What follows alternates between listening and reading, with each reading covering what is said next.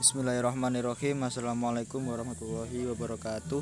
Kami dari kelompok Nasik dan Mansuk ingin mempresentasikan terkait Nasik dan Mansuk yang beranggotakan Fahad Ancah, Fardiansyah, Fahrian Fadila Fahmi, dan Fahrida Dwi para Prastiwi. Yang pertama, pengertian dari Nasik dan Mansuk. Makna nasik secara bahasa, nasik memiliki beberapa arti antara lain al-zalah wal idham, menghapus, menghilangkan. Kemudian at-taghyir wal ibdal wal iqamah as-sa'i maqamahu, yaitu mengganti, menukar. Kemudian at-tahwil wal baqaihi fi nafsihi atau at-tabdil, yaitu memalingkan ataupun memindahkan. Yang terakhir yaitu an-naql min kitab ila kitab, yaitu menyalin atau mengutip, sebagaimana dalam Quran surat Al-Jathiyah ayat 29 yang artinya, inilah kitab catatan kami yang menuturkan terhadapmu dengan benar, bahwa sesungguhnya kami telah menyuruh mencatat apa yang telah kamu kerjakan. Sedangkan secara istilah nasik ialah menggantikan hukum syarak dengan memakai dalil syarak dengan adanya tenggang waktu, dengan catatan kalau sekiranya tidak ada nasih, itu tentulah hukum yang pertama akan tetap berlaku. Secara bahasa mansuk berarti sesuatu yang diganti, sedangkan secara istilah mansuk berarti hukum syarak yang menempati posisi awal, yang belum diubah dan belum diganti dengan hukum syarak yang datang kemudian.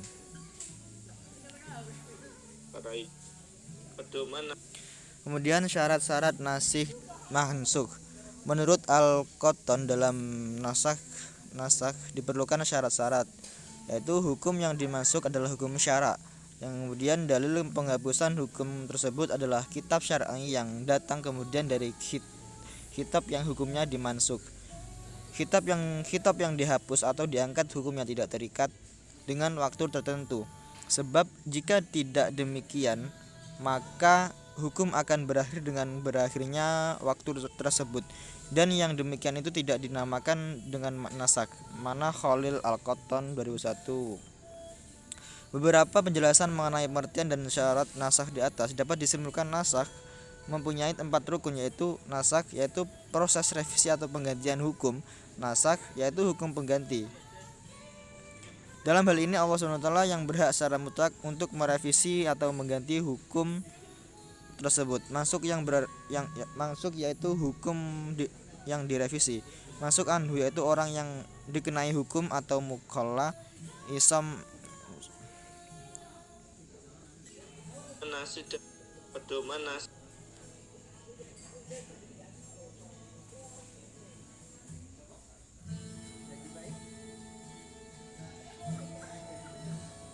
nasih dan mansukh. Pengetahuan tentang nasukh dan mansukh mempunyai fungsi dan manfaat besar bagi para ulama, terutama para fuqaha, mufasir, dan ahli usul fikih, agar pengetahuan tentang hukum tidak menjadi kabur. Oleh karena itu, terdapat banyak asar yang mendorong agar mengetahui masalah ini.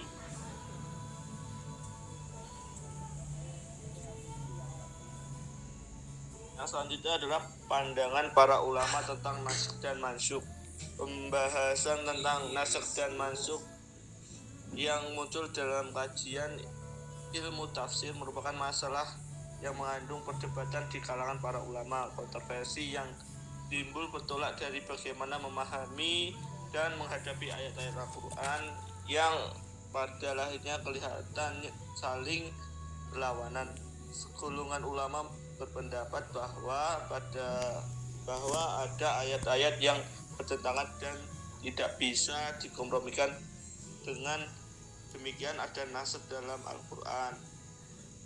Sebaliknya, segolongan ulama lainnya berpendapat bahwa ayat-ayat yang dikatakan tampak bertentangan bisa dikompromikan, dan dengan demikian tidak ada nasakh dalam Al-Quran.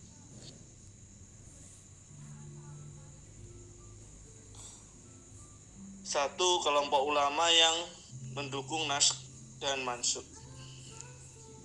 Mayoritas ulama tanpa keraguan menetapkan ayat-ayat yang termasuk nasikh dan mansukh tetap berlaku. Akan tetapi segi hukum yang berlaku menyeluruh sampai waktu tertentu, tidak dapat dibatalkan kecuali oleh syara. Jadi menurut mereka nasikh mansukh bisa diterima oleh akal dan telah terjadi dalam hukum syara. Selain dalil di atas, selain dalil nakli di atas, jumhur ulama pendukung nasikh juga berdasarkan dalil nakli. Mereka berpandangan perbuatan Allah itu mutlak, tidak tergantung pada alasan dan tujuan. Ia boleh saja memerintahkan sesuatu pada suatu waktu dan melarangnya pada waktu yang lain. Ini karena Allah lebih mengetahui kepentingan hambanya.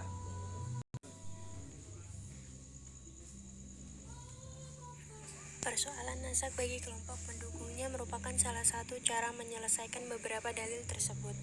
Apabila tidak bisa dikompromikan, salah satunya dinaskah atau dibatalkan. Di samping itu, mereka berpendapat bahwa dalam Al-Quran secara implisit memang mengandung konsep naskah. Oleh karena itu, jika seseorang ingin menafsirkan Al-Quran, menurut Muhammad Abu Zahroh, harus terlebih dahulu mengetahui tentang nasikh dan mansukh. Yang kedua adalah ulama yang menolak naskah mansukh. Ulama yang menolak adanya naskah dalam Al-Quran berusaha mengkompromikan ayat-ayat yang kelihatan bertentangan sehingga tidak perlu dinaskah. Kelompok penolak yang dipelopori oleh Abu Muslim al-Isfahani menyatakan bahwa dalam Al-Quran tidak terdapat naskah. Jika mengakui adanya naskah berarti mengakui adanya kebatilan dalam Al-Quran. Abu Muslim al-Isfahani mendasarkan argumentasinya pada Al-Quran surat Fussilat ayat 42.